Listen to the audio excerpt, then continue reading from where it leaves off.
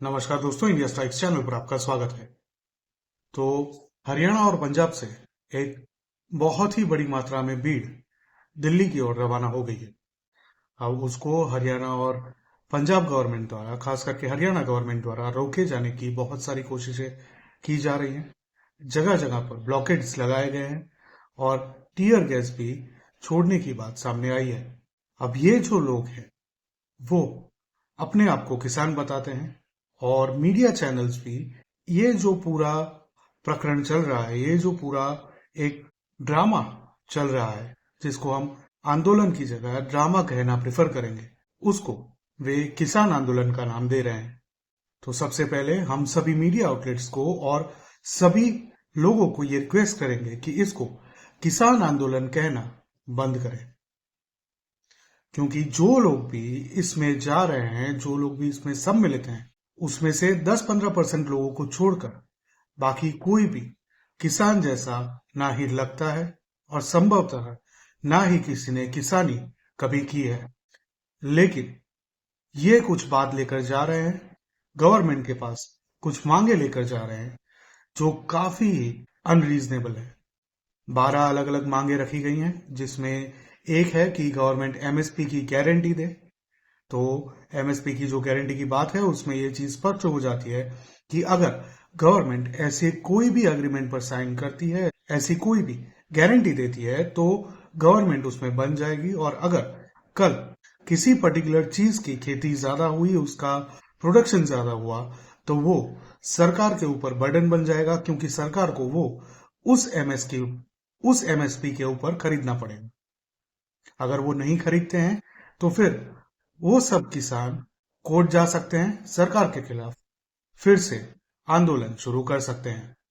MSP के ऊपर चौधरी चरण सिंह, जिसको हाल ही में भारत रत्न दिया गया, जो कि खुद एक किसान थे, उन्होंने एक किताब लिखी थी जिसमें उन्होंने स्पष्ट रूप से ये बताया था कि किस तरह से एमएसपी लगाना या फिर उस एमएसपी के दायरे में सीमित टाइम फ्रेम से बाहर जाकर किसी भी क्रॉप के लिए कमिटमेंट देना सरकार के लिए और पूरे देश के लिए, इंक्लूडिंग उन किसान परिवारों के लिए भी काफी ही नुकसानदायक हो सकता है।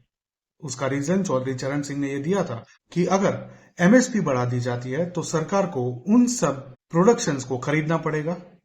अगर वो खरीदती है कंपल्सन से और सप्लाई ज्यादा होती है, तो वो सब स्टॉक पड़े पड़े सड़ जाएगा, वो कहीं पर यूज में नहीं आएगा, वो एंड कैश नहीं होगा, और वो जो अल्टीमेटली पैसा है जो एमएसपी के रूप में पे किया जा रहा है, वो उसका बर्डन सरकार खुद की जेब से नहीं बल्कि हम जैसे लोगों की जेब से बेयर करेंगे। इसमें इंडस्ट्रियलिस्ट भी शामिल है, जिसकी बात भी उन्होंने चौधरी चरण सिंह ने अपनी किताब में कही थी कि अगर इंडस्ट्रियलिस्ट के ऊपर भी इसका एडिशनल टैक्स बर्डन डाला जाए तो वे लोग उस टैक्स बर्डन को ट्रांसफर करके अपनी जो चीजें हैं उनको महंगा करेंगे, जो अल्टीमेटली एक किसी भी आम आदमी को ओवरऑल उसका जो बजट है वो इन्फ्लेट हो जाएगा बियॉन्ड अ कंट्रोलेबल पॉइंट। तो इसी के चलते चौधरी चरण सिंह ने भी एमएसपी को अनरीजनेबल बताया था उनकी किताब में, जो आप अमेजोन से जाकर ले सकते हैं। इसके अलावा दूसरी जो मांग रखी गई है वो है किसानों के सभी कर्जों को माफ करने की। किसानों की इनकम पर करंटली कोई भी टैक्स नहीं लगता है, फिर भी उनके वहां पर उनके रीजन में या फिर उनके खेतों में जो बिजली जाती है या फिर जो पावर सप्लाईज होते हैं, उसके लिए जो भी पैसा है वो जाता है हमारे और आपके जैसे टैक्स पेयर के मनी में से। और उसके ऊपर अगर इस प्रकार के लोन लिए हैं किसानों ने, तो उसमें भी उन लोगों को काफी ही कम मात्रा में सब्सिडाइज्ड रेट पर लोन्स प्रोवाइड किए जाते हैं। अगर आपको इस बात का ध्यान नहीं है तो आपके आसपास में कोई भी किसान हो तो उनसे जाकर आप पूछ सकते हैं कि उनको लोन कितने % में मिलता है। जहां तक हमें ध्यान है, उन लोगों को तकरीबन नॉर्मल जो बैंक में लोन का रेट होता है, इंटरेस्ट रेट होता है, उससे 50% इंटरेस्ट रेट में या फिर उससे भी कम में उन लोगों को लोन प्रोवाइड किया जाता है। इसके बावजूद भी अगर वो लोग लोन पे नहीं कर पा रहे हैं तो फिर उसका बर्डन आम टैक्स पेयर के ऊपर डालना क्या उचित है? इसका सिर्फ एक आंकड़ा देते हैं ताकि आप आसानी से समझ पाए कि वो बर्डन कितना बड़ा हो सकता है। कुछ सालों पहले सिर्फ पंजाब में पंजाब गवर्नमेंट द्वारा किसान परिवारों का 4,000 करोड़ से ज्यादा का लोन माफ किया गया था, कर्ज माफ किया गया था।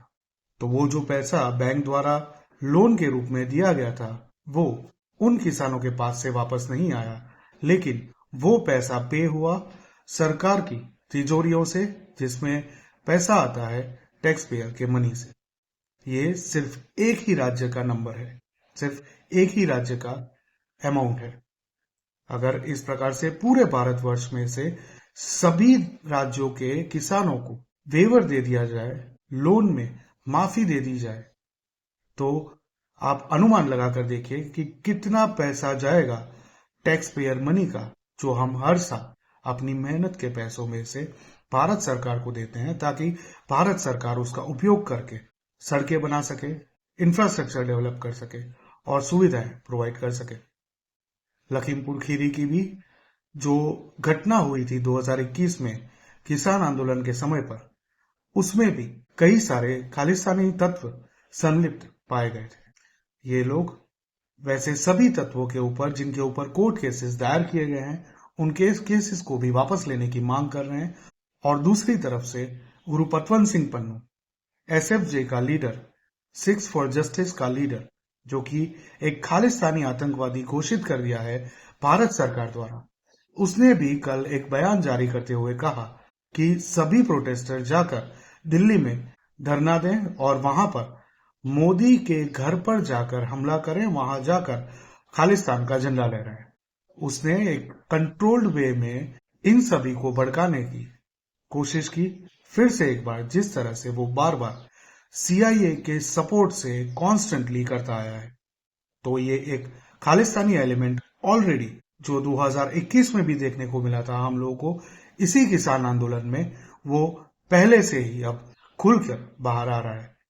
और सिर्फ यही नहीं, बल्कि कई सारे ये जो आंदोलनकारी हैं उन लोगों को पूछा गया जब अलग अलग मीडिया द्वारा कि आप लोग क्या चाहते हैं, तो उन लोगों का भी ये जवाब था।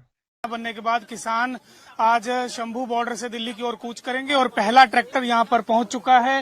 पहला ट्रैक्टर यहां पर पहुंचा है और यह ट्रैक्टर के पीछे अब काफिला लगना शुरू ਹੋ ਜਾਏਗਾ सुबह 10 बजे से। ਉਦੋਂ ਅਸੀਂ ਹੁਣ ਇਹ ਤੋਂ ਗਵਾ ਕੇ ਅਸੀਂ ਇਹਨਾਂ ਤੋਂ ਕੀ ਉਮੀਦ ਰੱਖਦੇ ਹਾਂ? ਸਾਨੂੰ ਇਹਨਾਂ ਤੋਂ ਕੋਈ ਉਮੀਦ ਨਹੀਂ ਹੈਗੀ। ਅਸੀਂ ਆਜ਼ਾਦ ਪੰਜਾਬ ਚਾਹੁੰਦੇ ਹਾਂ, ਸਾਂਝਾ ਪੰਜਾਬ, ਖਾਲਿਸਤਾਨ ਪੰਜਾਬ। ਚਲੋ ਖਾਲਿਸਤਾਨ ਦੀ ਗੱਲ ਤੇ ਇੱਥੇ ਨਹੀਂ ਕਰ ਰਹੇ ਵੀਰੇ। ਆਪਣੀ ਜੋ ਮੋਦੀ ਸਰਕਾਰ ਹੈ ਵੀਰੇ, ਇਹ ਪੰਜਾਬ ਨੂੰ ਚੰਗਾ ਸਮਝਦੀ, ਤੇ ਪੰਜਾਬ ਨੂੰ ਚੰਗਾ ਨਹੀਂ ਸਮਝਦੀ ਤਾਂ ਸਾਨੂੰ ਛੱਡ ਦਿਓ। ਸਾਨੂੰ ਲੱਗ ਖਾਲਿਸਤਾਨ ਬਣਾਉਣ ਦਿਓ, ਸਾਨੂੰ ਲੱਗ ਪਾਕਿस्तान ਬਣਾਉਣ ਦਿਓ। पाकिस्तान ਨਾਲ जुड़ जाते हैं, खालिस्तान बना के अपना। तो जैसे कि आपने सुना, वे लोग खुद खालिस्तान की मांग कर रहे हैं, अलग खालिस्तान की मांग कर रहे हैं, किसान आंदोलन के बेस में जो सरकार को प्रेशराइज करने की एक कोशिश की जा रही है।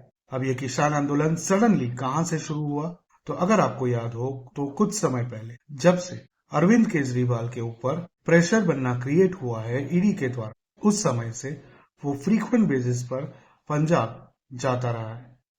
कुछ समय पहले आम आदमी पार्टी के नेता के भी खालिस्तानियों के साथ फोटोग्राफ्स आ चुके हैं, मीडिया में पब्लिश हो चुके हैं। अगर आपने नहीं देखा तो गूगल कर सकते हैं, आपको काफी आसानी से वो सब मिल जाएंगे।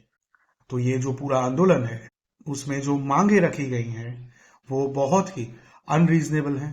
कोई भी उसका हल नहीं निकल सकता, देयर आर नो पॉसिबिलिटीज।